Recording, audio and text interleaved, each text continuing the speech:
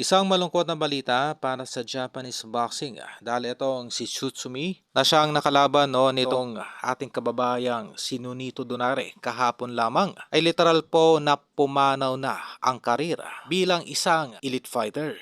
Ito ay dahil sa resulta na kung saan itong si Tsutsumi ay binugbog lamang itong si Nonito Donaire na isang 43 anyos na. Ito ay hindi po inaasahan at ito ay inulan ng kaliwat kanang pagkadismaya mula sa mga Japanese boxing fans. At hindi na nga po itong maituturing pa bilang isa sa mga elite fighter ng Japanese boxing. Hindi lamang po ito binugbog ng ating kababayang si Nonito Donaire. Ito din po ay nagtamo ng fracture sa kanyang ilong na kung saan ay malabo na po itong makabalik pa sa elite category. Kumbaga ay magkakaroon po ng operasyon at maliban dito ay kumpirmado na rin na sasailalim sa isang maselan na operasyon etong si Tsutsumi upang i-reconstruct ang kanyang nabasag na ilong. Ito na po yung katapusan o yung pagpanaw ng kanyang karera dahil hindi na po ito makakabalik pa sa dati nitong prime dahil lalagyan na lamang po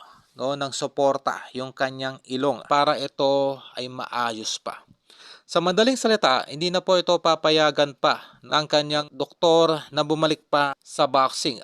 Ganun pa man, ito ay dedepende na lamang sa team nitong si Tsutsumi kung isusugal pa rin ito ang kanyang na-fracture na ilong upang makabalik pa sa boxing. Pero isa lamang po ang malinaw dito, tapos na ang karera nitong si Tsutsumi. Sa competitive boxing, literal po na pinatay nitong si Donaire ang karera ng nasabing Hapon.